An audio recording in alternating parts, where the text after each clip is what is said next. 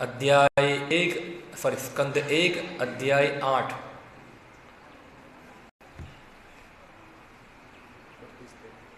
हाँ 32 से हम पाठ करेंगे। 32, 33, 34 और 35, 4-5 श्लोक, 3-4 श्लोक हैं जो भगवान कृष्ण के प्रागट्य के बारे में बता रहे हैं।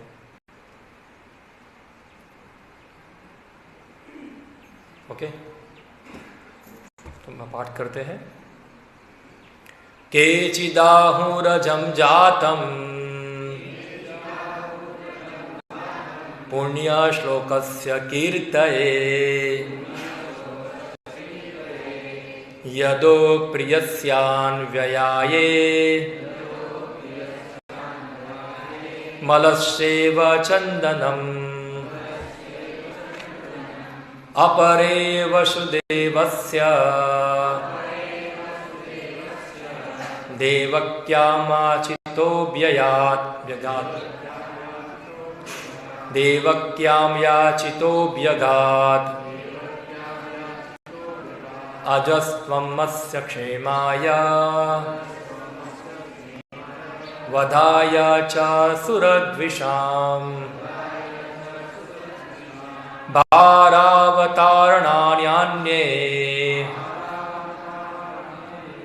भुवो नाव इवो दधो सिदन्त्या भूरि भारेण जातो यात्मा भुवार्थितः भवेस्मिन् क्लिश्यमानानाम् अविद्या कामकर्मभिः श्रवणस्मरणाहानि करिष्यन्नीति केचन। तो ये श्लोक कौन बोल रहे हैं? सब लोग भागवतम पढ़ा होगा। ये कुंती देवी बता रहे हैं और भगवान कृष्ण की प्रकट हुए उसके अलग अलग कारण जो है कुंती देवी जो है वो प्रस्तुत कर रही है। तो ये 32 नंबर का श्लोक और तात्पर्य पढ़ता हूँ मैं, फिर हम उसके ऊपर चर्चा करेंगे। केचिदाहुरतं जातं पुण्य श्लोकस्य कीर्तये यदो प्रियस्य नान्यवाये मलयस्यैव चंदनम। तो उसका अनुवाद है, अनुवाद एवं तात्पर्य कृष्ण कृपा मूर्ति अभय शरणारविंद भक्ति वेदांत स्वामी श्री प्रभुपाद। कुछ कहते हैं कि अजन्मा का जन्म पुण्यात्मा राजाओं की कीर्ति का विस्तार करने के लिए हुआ है, और कुछ कहते हैं कि आप अपने परम भक्त राजा यदु को प्रसन्न करने के लिए जन्मे हैं। आप उनके कुल में उसी प्रकार प्रकट हुए जिस प्रकार मलय पर्वत में चंदन होता है। तात्पर्य, चूंकि इस भौतिक जगत में भगवान का प्रागट्य व्यामोह में डालने वाला है, अतएव अजन्मा के जन्म के विषय में विभिन्न मत है। भगवत गीता में भगवान कहते हैं कि यद्यपि वे सारी सृष्टि के स्वामी तथा अजन्मा है, फिर भी वे इस भौतिक जगत में जन्म लेते हैं। अतएव अजन्मा के जन्म से इनकार नहीं किया जा सकता, क्योंकि स्वयं भगवान ने इस सत्य को प्रतिष्ठित किया है। फिर भी उनके जन्म को लेकर विभिन्न मत प्रचलित है। भगवद गीता में भी इसकी घोषणा हुई है। वे अपनी अंतरंगा शक्ति से धर्म की स्थापना करने तथा पुण्यात्माओं की रक्षा करने और पापियों का विनाश करने के लिए प्रकट होते हैं। उन अजन्माओं के प्रागट्य का यही उद्देश्य है। फिर भी यह कहा जाता है कि पुण्य श्लोक राजा युधिष्ठिर की कीर्ति का विस्तार करने के लिए भगवान आए। निश्चय ही भगवान कृष्ण सारे विश्व के कल्याण हेतु पांडवों का राज्य स्थापित करना चाहते थे। जब संसार में पुण्यात्मा राजा शासन करता है तो लोग सुखी रहते हैं, जब राजा पापी होते हैं तो लोग सुखी नहीं रहते। इस कलयुग में अधिकांश राजा पापी हैं, अतएव नागरिक भी लगातार दुखी रहते हैं। लेकिन प्रजातंत्र में ना तो पापी नागरिक अपने प्रतिनिधि का चुनाव स्वयं करते हैं, अतएव वे अपने दुख के लिए किसी अन्य को दोष नहीं दे सकते। महाराज नल भी एक महान पुण्यात्मा राजा के रूप में विख्यात थे, लेकिन उनका भगवान कृष्ण से कोई वास्ता न था। अतएव यहाँ पर कृष्ण द्वारा महिमा मंडित किए जाने में महाराज युधिष्ठिर से ही तात्पर्य है। राजा यदु के कुल में जन्म लेकर भगवान ने उनकी भी कीर्ति बढ़ाई थी। यद्यपि वे यादव, यदुवीर, यदुनंदन आदि नाम से विख्यात है, फिर भी भगवान ऐसे ऋण से निर्लिप्त रहते हैं। वे उन चंदन के समान हैं जो मलय पर्वत में उगता है। वृक्ष तो कहीं भी और स्वतंत्र उगते हैं, लेकिन चंदन का वृक्ष विशेष रूप से मलय पर्वत के क्षेत्र में उगता है, इसलिए चंदन तथा मलय पर्वत का नाम परस्पर जुड़ा हुआ है। अतएव निष्कर्ष यह निकलता है कि भगवान सूर्य के समान सदैव अजन्मा है, फिर भी वे उसी प्रकार प्रकट होते हैं जिस प्रकार सूर्य पूर्वी क्षितिज में उदय होता है। जिस प्रकार सूर्य कभी पूर्व क्षितिज का ही बनकर नहीं रह जाता, उसी तरह भगवान किसी के पुत्र नहीं अपितु वे समस्त वस्तुओं के पिता जनक है। ओम ज्ञानतिमिरन्धस्य ज्ञानञ्जनशलाकया चक्षुरुन्मिलितं येन तस्मै श्रीगुरुवे नमः। श्रीचैतन्यमनोभीष्टं स्थापितं येन भूतले स्वयं रूपः कदा मह्यं ददाति स्वपदान्तिकं। वन्देऽहं श्रीगुरो श्रीयुतपदकमलं श्रीगुरुन् वैष्णवांश्च श्रीरूपं सागरजातं सहगण रघुनाथान्वितं त्वं सजीवं साद्वैतं सावधूतं परिजनसहितं कृष्णचैतन्यदेवं श्रीराधाकृष्णपादान् सागरललिता श्रीविशाखान्तांश्च। हे कृष्ण करुणा सिन्धो दीनबन्धो जगत्पते गोपेश गोपिका कान्त राधाकान्त नमोस्तुते।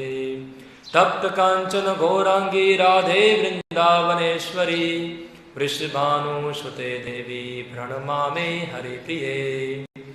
जय श्री कृष्ण चैतन्य प्रभु नित्यानंद श्री अद्वैत गदाधर शिवासादि गौर भक्त वृंद। हरे कृष्णा कृष्णा कृष्णा हरे हरे, हरे राम राम राम हरे हरे। हरे कृष्णा। सबको जन्माष्टमी का शुभकामना। तो हम पढ़ रहे हैं श्रीमद् भागवतम में से, और श्रीमद् भागवतम जो है भगवान कृष्ण के बारे में विस्तार से वर्णन करता है। भगवत तत्व विज्ञानम मुक्त संघर्ष जायते। श्रीमद् भागवतम में क्या है? भगवत तत्व विज्ञान। और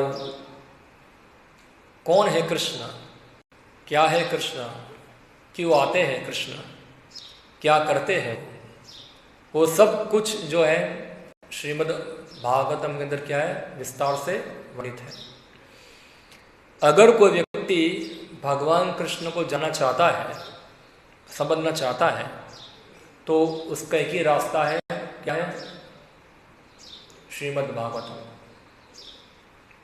और श्रीमद् भागवतम के अंदर ही बताया गया है कि श्रीमद् भागवतम भी जो है वो कैसे व्यक्ति से सुनना चाहिए, जिससे हम भगवान कृष्ण को यथारूप समझ सकते हैं। तो हम देखते हैं हमारे गुजरात के अंदर बहुत सारी भागवत कथाएं चलती हैं, जिसमें लोग कथा के अंदर भागवत वाचन भी करते हैं। मगर हम देखते हैं कि ना तो कथावाचक जो है कृष्ण के बारे में तथ्य को प्रस्तुत कर पाते हैं, ना तो सुनने वाले जो है कृष्ण के प्रति दृढ़ संकल्प होते हैं। एक प्रकार का क्या होता है? मनोरंजन, आध्यात्मिक मनोरंजन, स्पिरिचुअल एंटरटेनमेंट। कोई टीवी देख के मनोरंजन करता है, तो भागवत कथा सुन के मनोरंजन करते हैं, खाली वार्ताएं कथाएं सुनते हैं।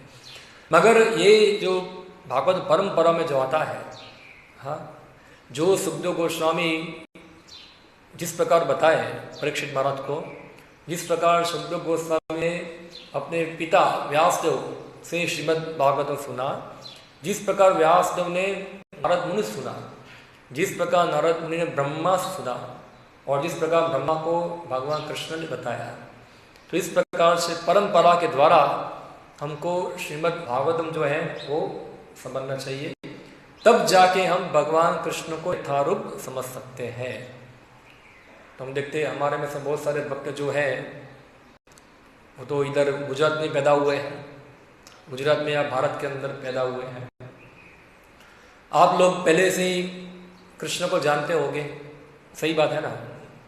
हाँ, मगर जब आप अंतर्राष्ट्रीय कृष्ण बानम संघ में जुड़े तो आप लोगों की जो कृष्ण के प्रति जो समझ थी और पहले की जो समझ थी उसमें कुछ अंतर था कि नहीं था?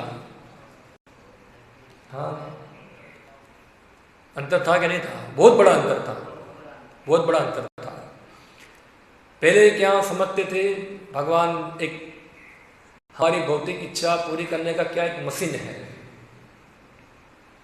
हाँ, और इसलिए क्या करना है, मंदिर जाना है, और हम देखते हैं कि आता है ना आजकल तो सब कुछ एयरपोर्ट के ऊपर या तो रेलवे स्टेशन के ऊपर मिलता है, सब कुछ कोल्ड ड्रिंक्स होता है, उसमें आप 5 रुपये डालो, एक बटन दबाओ तो क्या चलता है, वो कोल्ड ड्रिंक बाहर आ जाता है, लिखा होगा आप लोगों ने।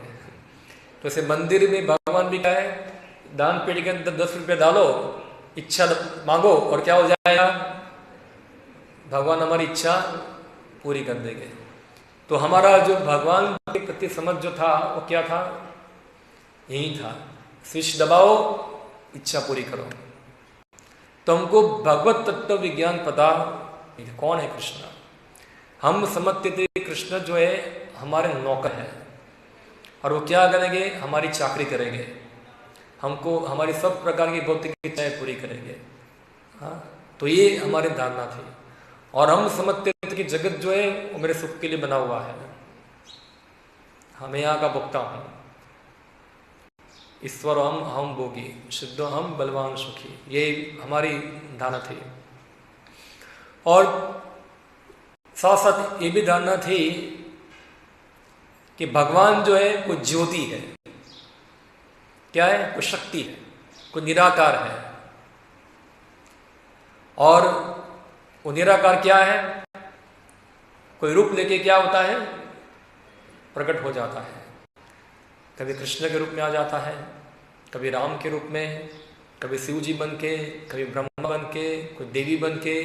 इसलिए हम निर्णय क्या निकालते हैं कि सब कुछ क्या है, एक ही है, निराकारी है, इसलिए जिसकी पूजा करो सब क्या है, एक ही है। तो ये हमारी क्या थी, पहले की कृष्ण के प्रति भूल धारणा थी।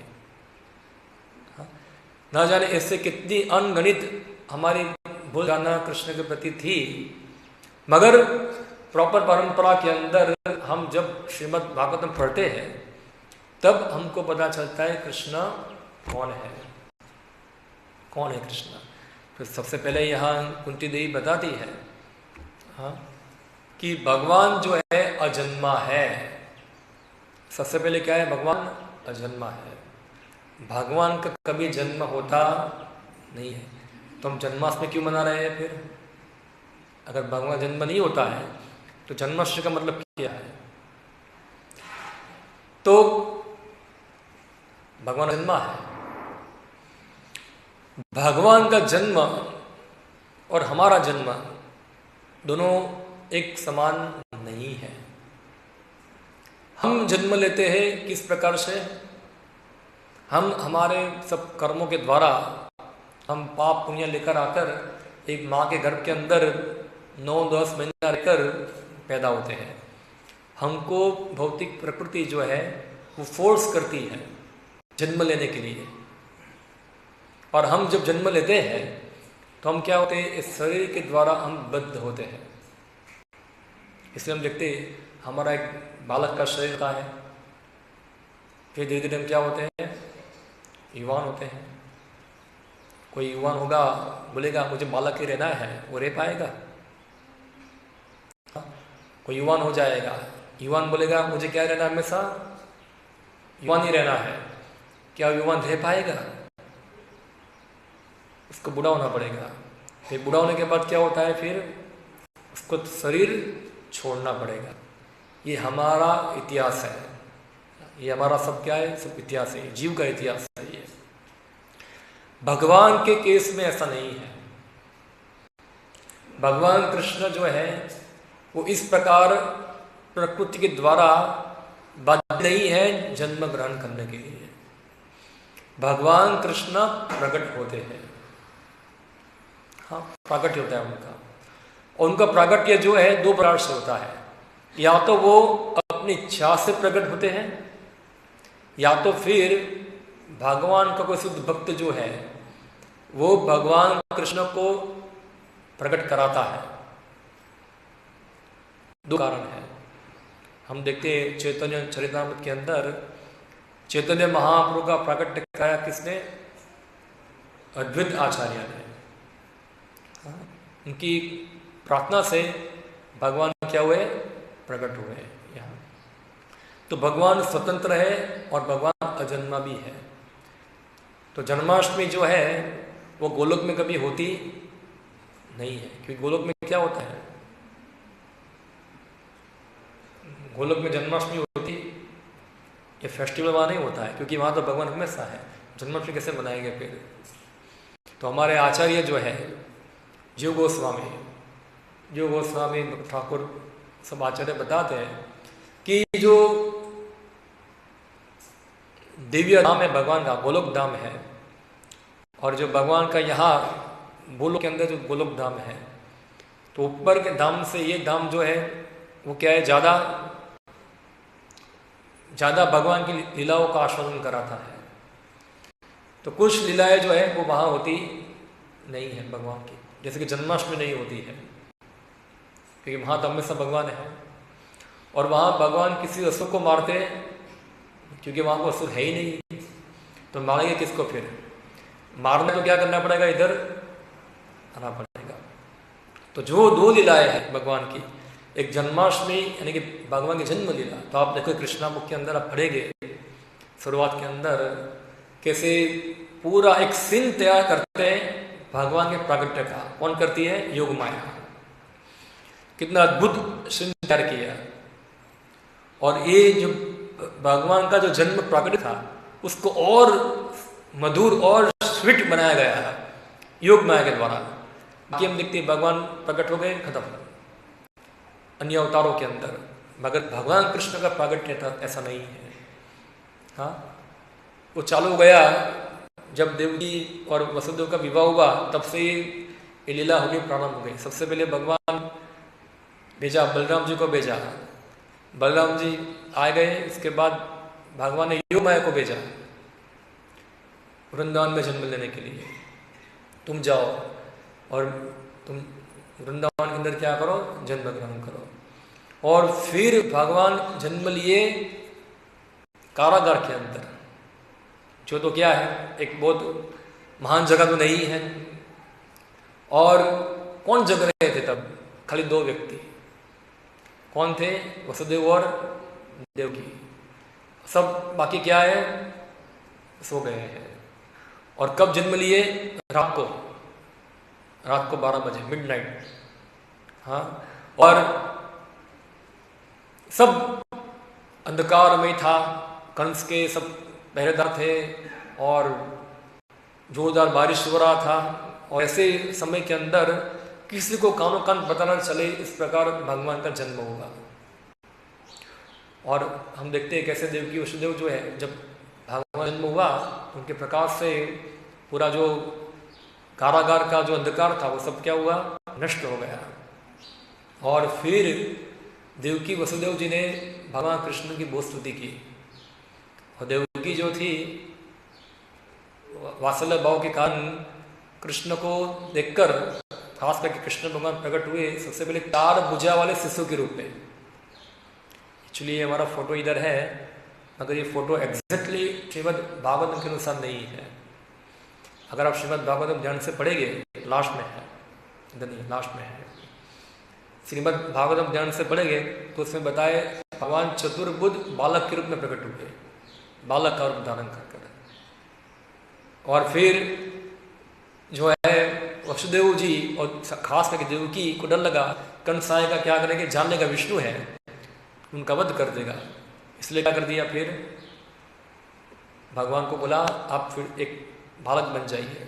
भगवान फिर द्विभुज में आ गए और फिर भगवान बोले ठीक है, आप क्या करें, आप मुझे वृंदावन गोकुल में नंदन महाराज के वहाँ मुझे छोड़ दीजिए, और वहाँ से उनको एक लड़की पैदा हुई है, उसको लेकर आ जाइए। तो वसुदेव जी उनको लेके गए और पूरा बहुत कष्ट द्वारा यमुना के अंदर बाढ़ आया, पूरा बारिश सब पूरा कितने कष्ट के द्वारा वो भगवान को किसी तरह से कहाँ पहुँचा दिया, हाँ गोकुल के अंदर, और वहाँ से फिर इसको लेके आ गए। तो कितना भगवान की जन्म लीला को कितना रोचक बनाया गया और बहुत कॉन्फिडेंशियल रखा गया। और यहाँ वृंदावन के अंदर जो थे सब गोपवासियों जो थे कृष्ण के जन्म की राह देख रहे थे। वहाँ आप देखिए कृष्णा बुक के अंदर आता है, जब खास करके नेक्स्ट दी नंद महोत्सव आया था, सब गोप बाल राह देखते कृष्ण जन्म होने वाला है उनका। तो वृंदावन पूरा प्रफुल्लित था कि अभी कृष्ण थोड़े दिन में जन्मेंगे, तो सब तैयारी चल रही थी और इस प्रकार। और जब भगवान कृष्ण का जन्म हुआ तो वृंदावन के अंदर सब लोग क्या हो गए, पूरा प्रफुल्लित हो गए। वहाँ सब लोग गोपिया गाँव सब लोग, अभी ये जो लीला है भगवान कृष्ण के जन्म की जो लीला है वो ये वृंदावन में ही होती है, वहाँ होती, क्योंकि वहाँ तो भगवान हमें मौजूद है, उधर यहाँ ही होती है।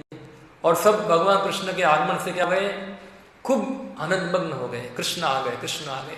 और कृष्ण का इस प्रकार क्या हुआ, स्वागत हुआ, उनका प्रागट्य हुआ वृंदावन के अंदर।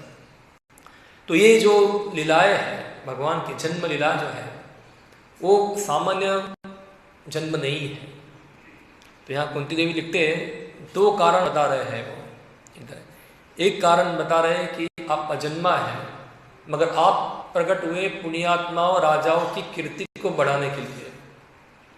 और दूसरा कारण बता रहे हैं कि आपके भक्त यदु जो है उनकी कीर्ति को बढ़ाने के लिए।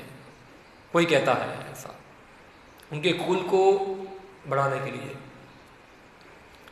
तो श्री प्रभुपाद जी बताते हैं यहाँ पुण्यात्मा राजा यानी कौन राजा है वो, महाराज युधिष्ठिर।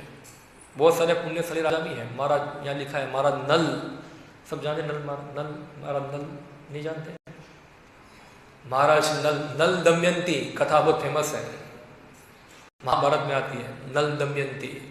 उसमें कौन है, महाराज नल, बहुत पुण्यशाली राजा थे।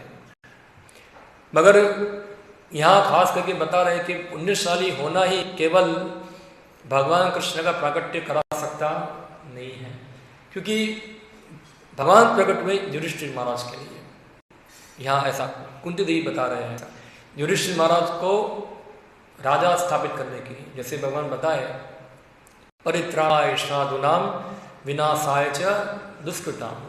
तो एक काम क्या होगा, तो अपने भक्तों का उद्धार करने के लिए।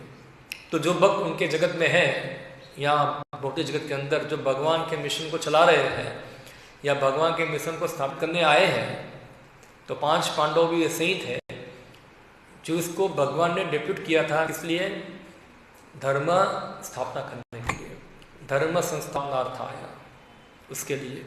और भगवान ऐसे भक्तों को उत्साहवर्धन करने के लिए, उनको क्या करने के लिए, उत्साह देने के लिए भगवान क्या हुए, प्रकट हुए यहाँ। तो युधिष्ठिर 5 पांडव जो थे उनको भगवान कृष्ण में उनके साथ रहकर क्या करते, उनका उत्साहवर्धन करने के लिए। और खास और एक कारण था वो अपनी वृंदावन लीला को प्रकट करने के लिए। तो देखिए भगवान कृष्ण ब्रह्मा के एक दिन में की बार आते हैं। हर द्वापर युग के अंदर भगवान कृष्ण आते नहीं है, भगवान के अन्य अवतार प्रकट होते हैं। मगर ब्रह्मा के एक दिन में खाली एक ही बार आते हैं। और जब एक बार आते हैं यहाँ, तो वो भगवान तब अपनी वृंदावन लीला को क्या करते हैं, प्रकट करते हैं, उसको दिखाते हैं क्या है भगवान, लोग समझ सके।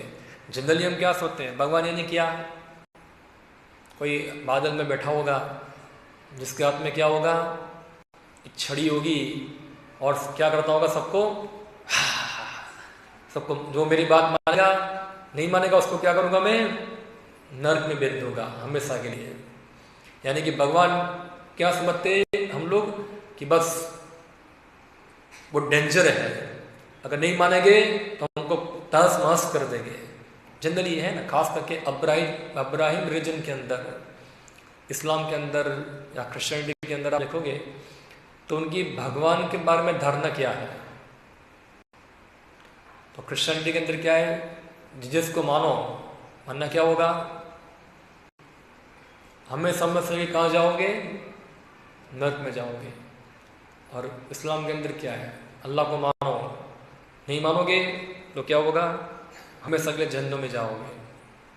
मानो यानी कि डर, एक डर से क्या है, भगवान को मानना है, भगवान की डर से पूजा करना है, हाँ, डर से उसको समझना है। मगर भगवान जो है जब यहाँ आते हैं तो दिखाते हैं कि डर से मेरी आराधना करना वो कोई बड़ी आराधना नहीं है, वो इतनी बड़ी आराधना नहीं है, उससे भगवान को आनंद मिलता नहीं है।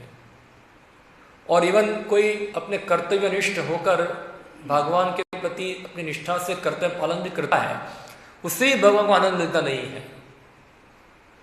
तो हम देखते हैं कि शास्त्र के अंदर वर्णाश्रम धर्म के अनुसार सब नीति नियम पालन करना होता है, हाँ, ब्राह्मण, क्षत्रिय, वैश्य, शूद्र सब लोग अपने कर्तव्य पालन करते हैं। और शास्त्र बताते भी हैं, हाँ, वर्णाश्रम आचरेता परम पुरुष कुमान विष्णु आराधते पंथा नान्यत तोष कारणम, कि विष्णु की आराधना करने का उपाय क्या है, वर्णाश्रम के द्वारा अपने अपने कर्तव्य को क्या करना, पालन करना, नित्य नियम को पालन करना, और इस प्रकार से विष्णु की आराधना करना। अब स्वकर्म भी क्या है, भगवान गीता में बताए 18वां अध्याय, स्वकर्म भी संसिद्धि लभते नरा, क्या है, भगवान बता दे सब लोग अपने स्वकर्म कर क्या है, उन भगवान की आराधना करे उसको अर्पण कर। तो स्वकर्म अर्पणम नारायण समर्पयामि। तो हम देखते बड़े बड़े यज्ञ होते थे, हाँ, द्वापर युग के अंदर, सॉरी त्रेता युग के अंदर जो खास करके युग धर्म था यज्ञों का, अश्वमेध यज्ञ, राजस्वी यज्ञ, कितने लोग यज्ञ द्वारा भगवान की आराधना करते थे, हाँ, इसमें सब अर्पण किया जाता है। मगर एक क्या था, एक फॉर्मेलिटी थी, ऐसा एक फॉर्मेलिटी के रूप में मैं भगवान को अर्पण कर रहा हूँ, बस उसमें कुछ भगवान से कुछ लगाव नहीं था, अटैचमेंट नहीं था। मैं ब्राह्मण हूँ, ठीक है, मुझे ये करना है, क्षत्रिय हूँ, मुझे ये करना है, जय करना है, मुझे वैष्णव, मुझे कुछ दान देना है, एक फॉर्मेलिटी थी, ऐसा है। तो ऐसे इवन अपने सकर्म को करने से भी भगवान कृष्ण को जो है इतना आनंद मिलता नहीं है। और इवन कोई व्यक्ति भक्ति भी करता है, भक्ति में भी खास करके ऐसी भक्ति जो भक्ति के अंदर ऐश्वर्य भाव गाढ़ है, जिससे भगवान का ईश्वर भाव ज्यादा है, हाँ, भगवान के प्रति आदर सम्मान के साथ उनको सब प्रकार से उनकी सम्मान करके आदर करके उनकी सेवा करना महान ऐश्वर्य के साथ तो है।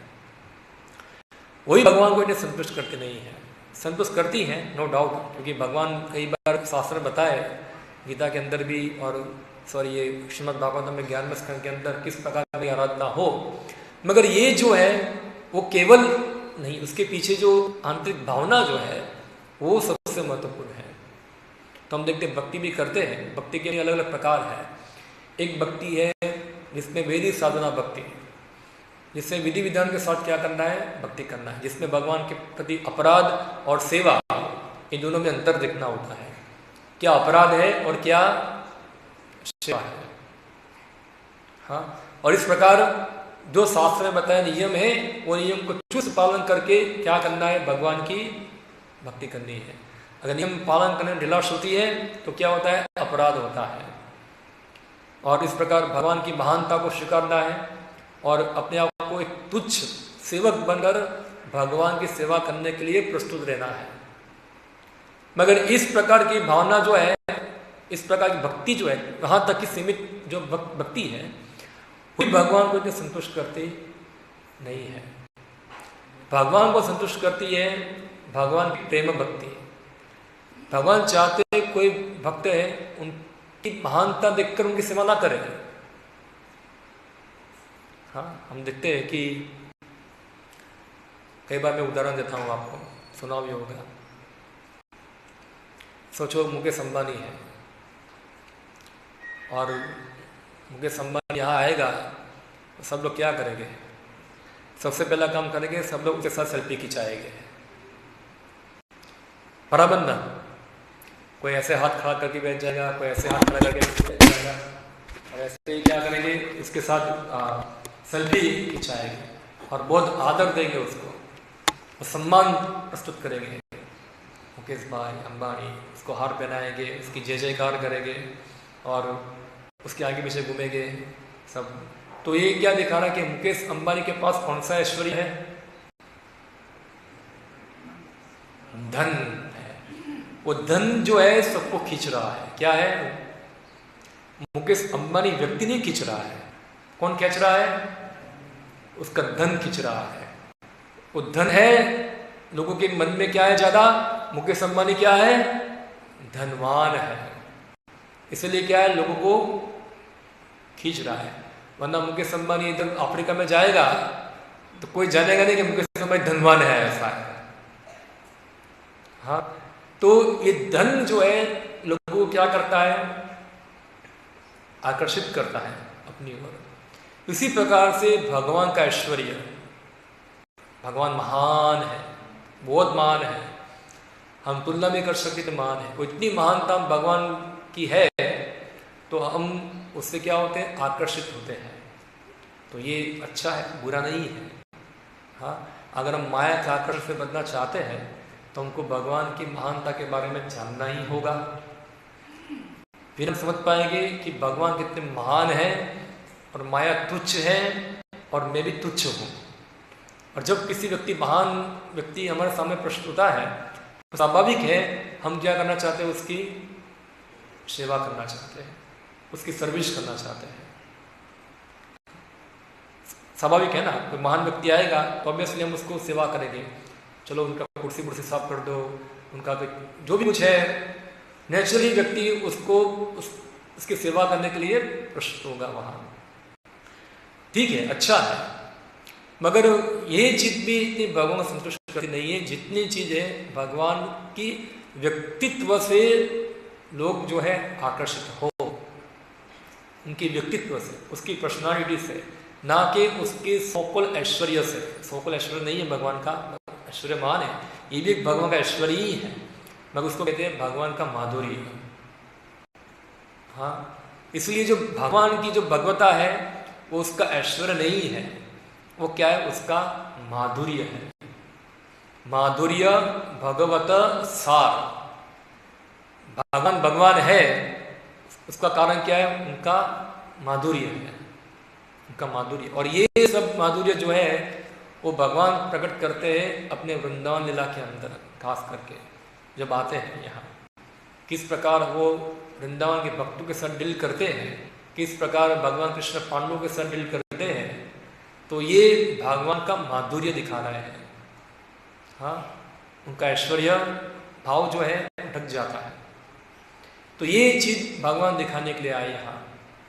और इसे जब व्यक्ति देखेंगे भगवान कृष्ण को, उनके माधुर्य को, कि भगवान केवल सोटे से मारने वाले नहीं है, हाँ, भगवान केवल नरक में भेजने वाले नहीं है, भगवान केवल कर्मों के नियम के अनुसार फल देने वाले नहीं है, भगवान यज्ञों का भोक्ता नहीं, खाली यज्ञों का भोक्ता ही नहीं है, भगवान सर्वव्यापी भी नहीं, खाली केवल सर्वव्यापी भी नहीं है, सर्वशक्तिमान भी नहीं है, भगवान क्या एक व्यक्ति है, हाँ, और ये व्यक्ति भी क्या है, ये व्यक्ति की भी इच्छाएं हैं, और इनकी इच्छाएं क्या है, अनंत है, और उनकी इच्छाओं को पूरा करने के लिए उनके भक्त जो है वो हमेशा क्या है, ललायित है। और जब उनकी इच्छा पूर्ण होती है तो वो आनंद से सब लोगों को क्या होता है, परमानंद मिलता है। और भगवान अपने माधुर्य को अपने भक्तों के साथ क्या करते हैं, शेयर करते हैं। शेयर करना हिंदी में क्या बोलेंगे उसको, बांटे हैं, अपने माधुर्य को बांटते हैं। और वही तो क्या है, सब जीव लोग चाहते हैं। आपको 5 करोड़ रुपया संतुष्ट कर पाएगा, आपको 3.5 करोड़ का बंगला संतुष्ट कर पाएगा नहीं। क्या करेगा आप, आपको 2 लाख का आईफोन जो है वो संतुष्ट कर पाएगा नहीं। क्यों? क्योंकि ये सब चीज जो है वो जीवात्मा को संतुष्ट करती नहीं है, नहीं है।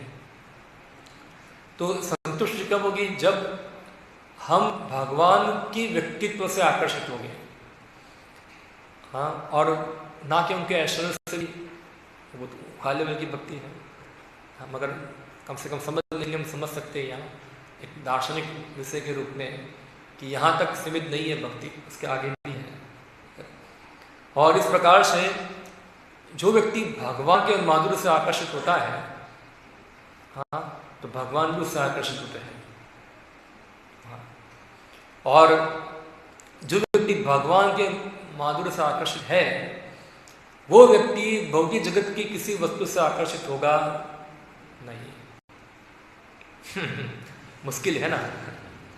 अभी हमको कितनी सारी आसक्तियां हैं, क्या है, किस में आसक्ति है, घर में, सबसे पहले तो बीवी में, फिर बच्चों में, फिर घर में, फिर बैंक बैलेंस के अंदर, अच्छी पोस्ट के अंदर, इतनी सारी आसक्तियां हैं, हाँ। और ये सब आसक्ति हमको क्या लगती है, वो हमको लगती है माधुर्य, जबकि वो माधुर्य नहीं है, वो क्या है, वो विष है। क्या बोलते हैं वो नरोत्तमदास ठाकुर, संसार विषानले, फिर जोर से, दीवानिशी हिया जले, फिर जुड़ाई तो ना पहलू उपाय। ये संसार क्या है, विष, विष यानी कि जहर, अनल, विषानले, जो अग्नि के द्वारा क्या है, संसार क्या है, पूरा जल, विष का जलता है, संसार विषानले, दीवा हिस्से हिया जले। और दिन रात क्या करता है, हमारे हृदय को क्या है, हमेशा जलाता है। तो हम राह देख रहे हैं, किसकी राह देख रहे हैं, माधुर्य की, हाँ। बच्चा छोटा होता है, राह देखता है, कब बड़ा हो जाऊं तो सुखी हो जाऊंगा। फिर क्या करता है, अब यहाँ बहुत सारे बच्चे 10th क्लास में, 10वीं क्लास में पढ़ने वाले हैं, पूरा राह देख रहे हैं, 10 पास हो जाऊंगा, क्या हो जाऊंगा, बस मेरे से और सुख के अंदर केवल 6-7 महीने का ही अंतर है, बस। फिर क्या होगा, मैं अपना गोल प्राप्त कर लिया, फिर मैं क्या हो जाऊंगा, सुखी। और ये सुख को भोगने के लिए कितना कष्ट लेना पड़ता है।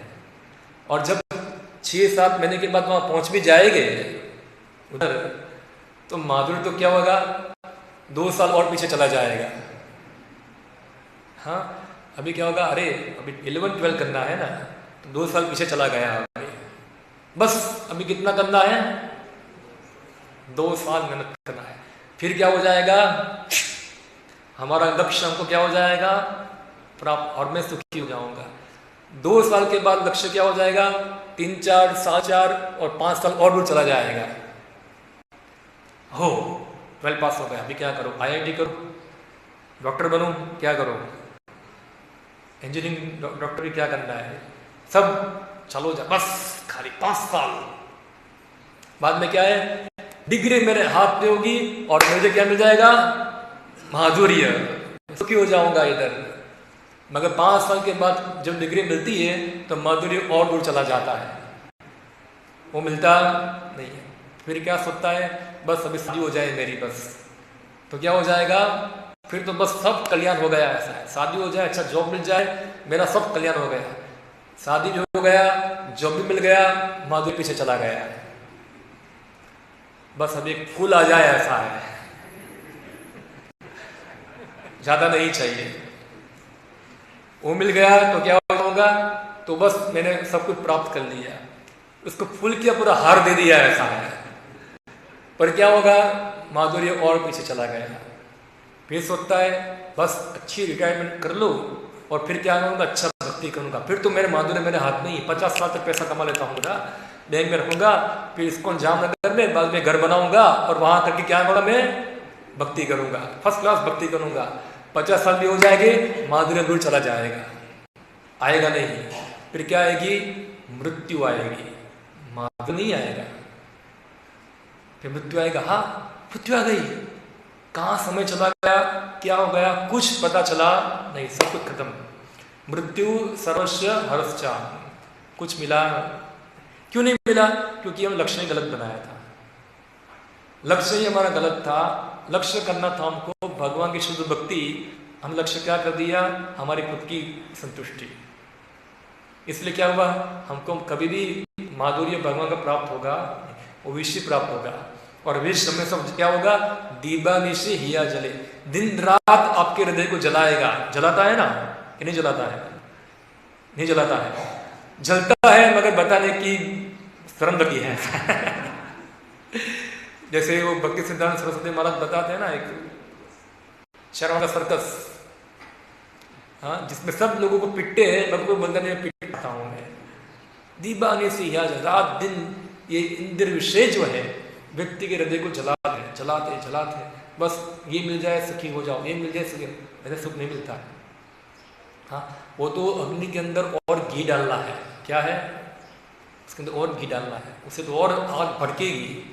अग्नि का समन करने के लिए क्या करना पड़ेगा, कृष्ण की सेवा करनी पड़ेगी, भगवान की शरणागति लेनी पड़ेगी।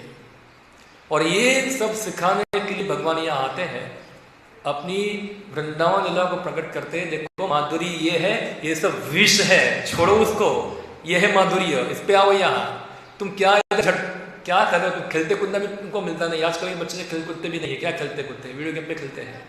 और स्कूल जाते हैं, स्कूल आते हैं, पूरा बैग लेके जाएंगे आएंगे, और पूरा बस यही जीवन है, घिसा पीटा जीवन।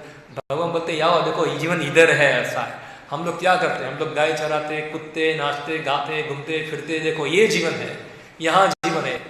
मगर इस प्रकार से भगवान जो है, पुण्यशाली जीव जो है, उनको अपनी ओर क्या करते हैं, आकर्षित करने आते हैं, कि जिससे क्या हो, वो लोग भी भगवान के सानिध्य प्राप्त करने के लिए इच्छित हो, ललायित हो।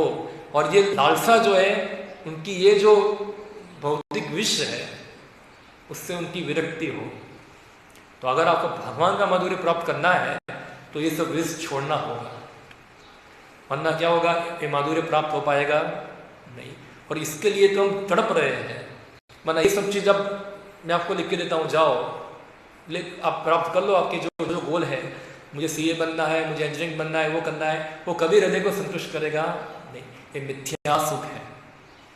इसके बारे में श्रीमद् भागवत में बताते हैं, श्रुति सुख। श्रुति सुख मतलब क्या होता है, जो सुनने में भी सुखदायक लगता है, वास्तव में कुछ होता नहीं है, खाली सुनो सुख होगा, मगर जब व्यवहारिक रूप में क्या होता है, वो दुख है, वो दुख है, वो सुख नहीं है। इससे क्या होता है, विश्व दिया निशी हिया जले, दिन रात हृदय जलता है जलता है जलता है, उदासीनता होती है, फ्रस्ट्रेशन होता है व्यक्ति को, और व्यक्ति हताश हो जाता है। इसलिए हम देखते हैं आजकल के लोगों के मुंह देखो कैसे है,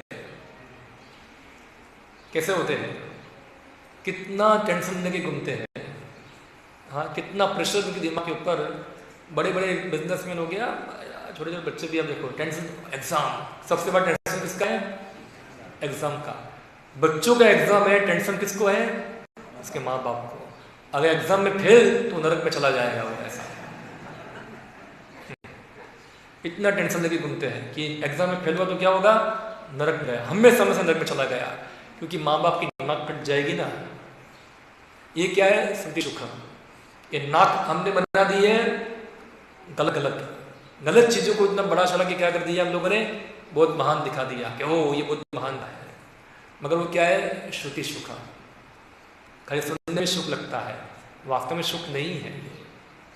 इसलिए भगवान जो यहाँ आते हैं खास करके ये सब जो सोकल श्रुति शुक है उससे हमको छुड़ाने के लिए और उनकी रियल वृंदावन लीला उनको दिखाकर रियल जो है सुख है उससे आकर्षित कराने के लिए यहाँ आते हैं। तो ये भगवान का मुख्य उद्देश्य है कि लोग जो यहाँ आए उनकी लीलाओं को प्रकट करते, उनको लीलाओं में भाग ले, या तो भी भविष्य के अंदर भगवान की लीलाओं को सुने जो भागवतम में है, उनको सुने और सुन सुनकर उनको क्या हो, भगवान के प्रति आकर्षण हो। ये क्रिया है यहाँ।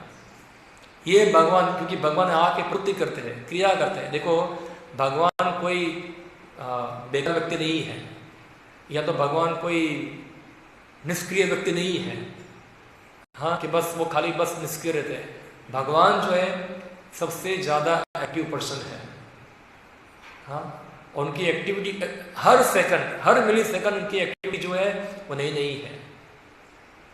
हर मिली सेकंड जो है उनकी प्रवृत्ति को नोट कर कर एक एक प्रवृत्ति को हम क्या कर सकते, उनका स्मरण कर सकते, उनका गुणगान कर सकते हैं।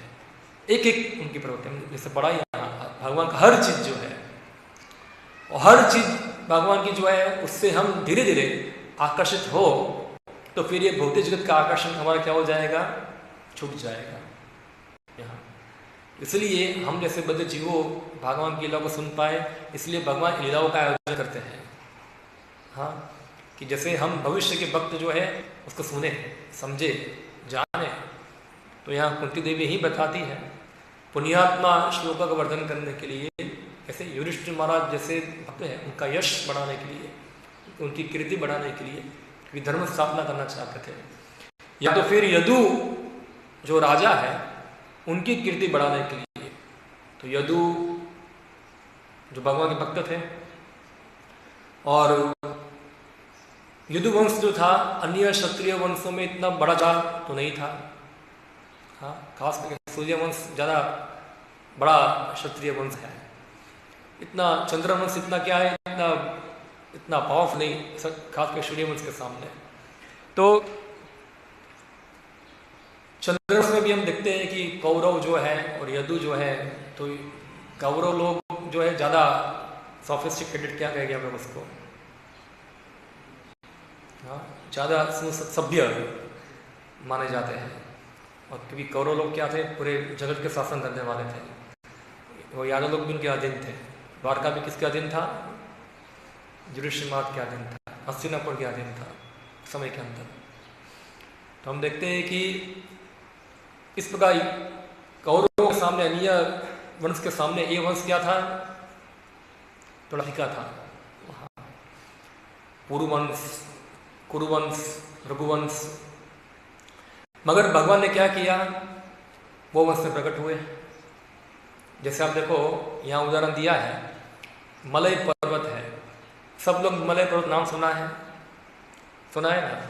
क्यों सुना है, क्यों फेमस है वो? क्योंकि वहाँ चंदन होता है। बहुत सारे पर्वत है, आपने उसके नाम सुने हैं, क्यों फेमस है इतना? क्यों? चंदन वहाँ उगने के कारण क्या हो गया, वो जो पर्वत है वो क्या हो गया, फेमस हो गया। अन्य पर्वतों से ज़्यादा उसकी क्या हो गई, महानता बढ़ गई वहाँ। तो उसी प्रकार से भगवान कृष्ण जो है यदुवंश के अंदर प्रकट हुए, इसलिए यदु उनकी क्या हो गई, कीर्ति बढ़ गई। इसलिए भगवान का नाम भी जुड़ गया उनके साथ। क्या जुड़ गया, इसे यहाँ बताए श्री प्रभुपाद जी, यादव, यदुवीर, यदुनंदन, इस सब नाम से क्या हो गया, उन्होंने ख्याति बढ़ा दी।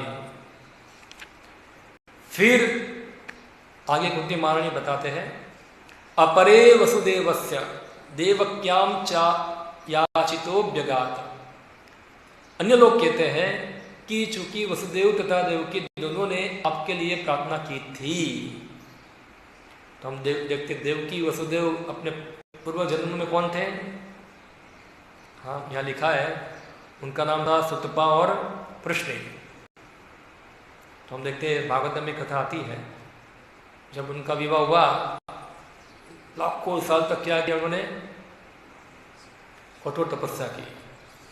और जब भगवान प्रकट हुए उनके सामने, तो उन्होंने क्या वरदान मांगा कि भगवान हमको आप जैसा पुत्र चाहिए। भगवान बोले देखो, ना तो कोई मेरे से बढ़कर है, ना तो मेरे को सम्मान है, इसलिए मेरे जैसा पुत्र को दे सकता असंभव है ये। तो इसलिए क्या कर सकता हूं, मैं खुद ही प्रकट हो सकता हूं। मैं खुद ही क्या हो जाऊंगा, प्रकट होगा।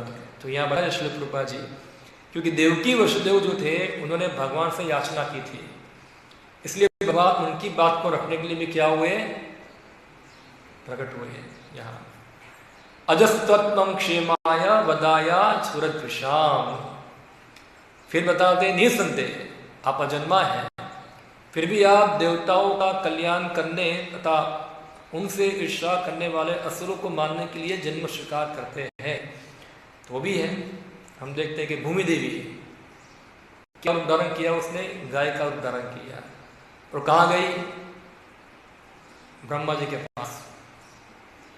क्या करो, ये सब जो असुर राजा जो है उसका भार मैं सहन कर सकती नहीं, कुछ करो आप। ब्रह्मा बोले मैं क्या करूं। कि ब्रह्मा जो है सभी देवताओं को लेकर कहाँ गए, क्षीर सागर, और क्षीर सागर में जाके सब देवताओं ने भगवान की स्तुति की, पूर्व सूक्त का उच्चारण किया, और फिर वहां से मैसेज आया ब्रह्मा के हृदय के अंदर। भगवान ने सबको दर्शन नहीं दिया, हाँ, खाली ब्रह्मा को ही मैसेज आया। क्या मैसेज आया कि चिंता मत करो, मैं प्रकट होने वाला हूं। और ब्रह्मा ने सब देवताओं को बताया भगवान खुद आने वाले हैं। कौन आने वाले हैं, खुद भगवान आने वाले हैं। और आप क्या करो, भगवान खुद आने वाले हैं तो उनकी सहायता करने के लिए आप भी क्या करो, पृथ्वी लोक के ऊपर आप भी क्या हो जाओ, प्रकट हो जाओ, सब देवता प्रकट हो जाओ भगवान की सेवा करने के लिए। भगवान को किसी की सहायता की आवश्यकता नहीं है, मगर क्योंकि वो सेवा करना चाहते हैं इसलिए क्या है, ब्रह्मा ने बोला सब लोग नीचे प्रकट हो जाओ तो भगवान की सेवा करने की। जैसे देवता लोग जो थे, कुछ देवता वृंदावन में जन्म लिए, कुछ देवता द्वारका में, कुछ देवता हस्तिनापुर के अंदर, सब अलग अलग जगह पे क्या हुए, सब लोग अलग भगवान के भक्त जो है प्रकट हुए और भगवान की लीला में क्या किया, भाग लिया वहाँ। फिर बताते हैं भारावतारणा चान्ये भुवो नाव इवुदो सिदंतया भूरि भारेण जातो ही आत्मा भुवार्तितः। कुछ कहते हैं कि जब यह संसार भार से बोझिल समुद्री नाव की भांति अत्यधिक पीड़ित होता है तथा आपके पुत्र ब्रह्मा ने प्रार्थना की तो आप कष्ट का शमन करने के लिए अवतरित हुए, जो हमने चर्चा किया अभी। हाँ, तो ये कारण ये भी कुंती देवी बता रहे हैं। फिर एक कारण बता रहे हैं, भविष्यमिन क्लेशमानानाम अविद्या काम कर्म भी श्रवण स्मरणाधानी करिष्यन्तीनि केचन। तथा कुछ कहते हैं कि आप श्रवण, स्मरण, पूजन आदि की भक्ति को जागृत करने के लिए प्रकट हुए, जिससे भौतिक कष्टों को भोगने वाले बद्ध जीव इसका लाभ उठाकर मुक्ति प्राप्त कर सके। यहाँ यही बता रहे हैं ऐसा। भगवान क्या करते, अपनी फिर से ये श्रवण कीर्तन वाली जो भक्ति है, नवविधा भक्ति है, उसको जागृत करने के लिए। कैसे, क्योंकि भगवान प्रकट हो गए, उनकी क्रियाएं होगी, और क्रियाएं होगी तो भक्त लोग क्या करेंगे, उनकी क्रियाओं को लिखित करेंगे, रिकॉर्ड करेंगे। जैसे व्यास ने क्या किया, उनकी लीलाओं को रिकॉर्ड किया, लिखा, और फिर भविष्य के भक्त क्या करेंगे, उसका श्रवण करेंगे, कीर्तन करेंगे, उसका पूजन करेंगे। इसलिए भगवान क्या किया, फिर से भक्ति को क्या किया, जागृत किया, उसको जागृत करने आते हैं। इससे क्या होगा, अविद्या काम कर्म भी, हाँ, क्लिश्यमानानाम अविद्या काम कर्म भी। जो भवसागर के अंदर सब लोग कष्ट भोग रहे हैं, इसके कारण अविद्या के कारण, भौतिक इच्छाओं के कारण, उसका क्या होगा, उसका शमन होगा, उसका शमन होगा। क्या है वो श्लोक, गोपी लोग भी बताते हैं, तव कथामृतम तप्त जीवनम कविभिरितम कल्मषापहम श्रवण मंगलम श्रीमदापतम भुवि गृह्णन्ति ये भूरिदा जना। भगवान की कथा क्या है? तव कथामृतम तप्त जीवनम, जो जिनके जीवन के अंदर क्या है? ताप है। उनसे कितने ताप है? 3 प्रकार के क्लेश है। वो क्लेशों से समन करने का जो रास्ता है वो क्या है? आपकी कथा। तव कथा मृतम, वो अमृत है। तप्त जीवनम, जो जीवन में तपते हैं ऐसा। हाँ, तव कथा मृतम तप्त जीवनम कवि धीरितम कल्मषापहम, और वो सब प्रकार के कल्मश को क्या करने वाली है? खत्म करने वाले हैं। श्रवण मंगलम श्रीमदापतम, और वो अब इसका श्रवण करना अपने आप में मंगल है, सब प्रकार के ऐश्वर्य को प्रदान करने वाली है।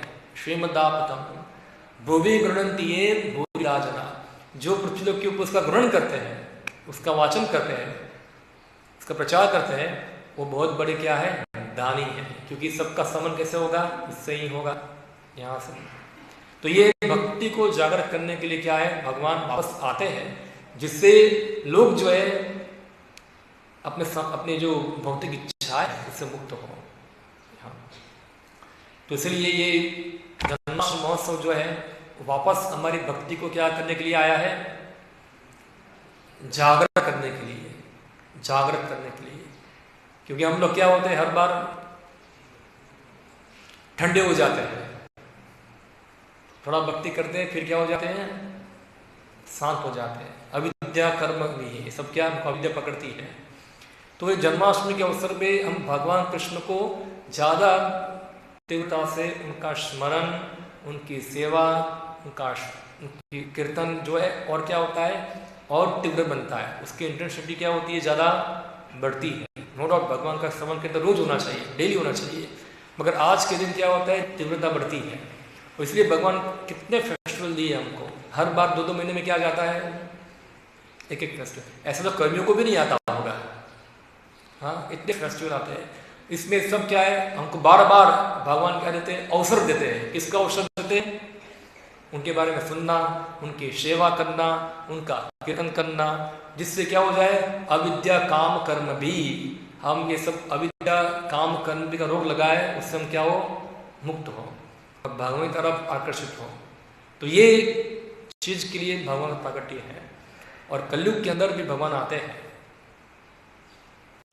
चैतन्य महाप्रभु के रूप तो है ही, एक और रूप में आते हैं। किसको पता है? बुद्ध भगवान के रूप में, कल्कि के रूप में। वो श्रवण मंगल भक्ति प्रचार करने आते हैं। कल्कि अवतार कि श्रवण करो, कीर्तन करो, वो तो तलवार दिखाते हैं खाली, ऐसा है, खत्म।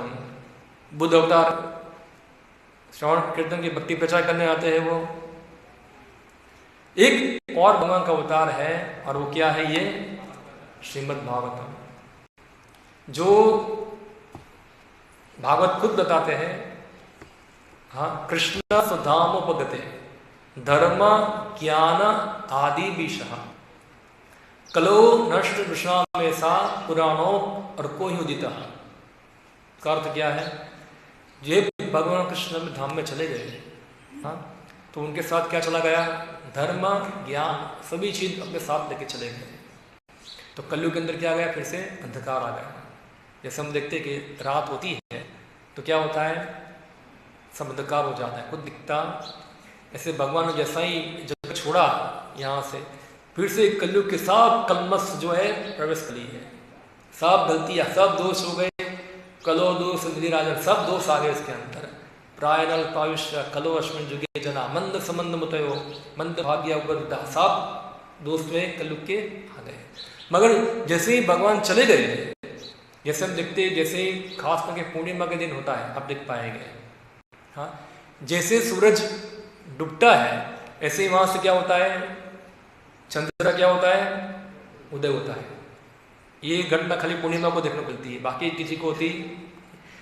सूर्य जैसे डूबेगा तुरंत क्या होगा? वहां से चंद्रमा का उदय होगा। उसी प्रकार से भगवान चले गए धाम में, तब क्या हुआ? हाँ, कृष्ण स्वधाम उपगते धर्म ज्ञान आदि विषय कलो नष्ट विश्राम सा पुराणों अर्कोदिता। अर्क यानी कि सूर्य, सूर्य के समान तेजस्वी भागवतम जो है वो भी क्या हुआ? वहां से प्रकट हुआ।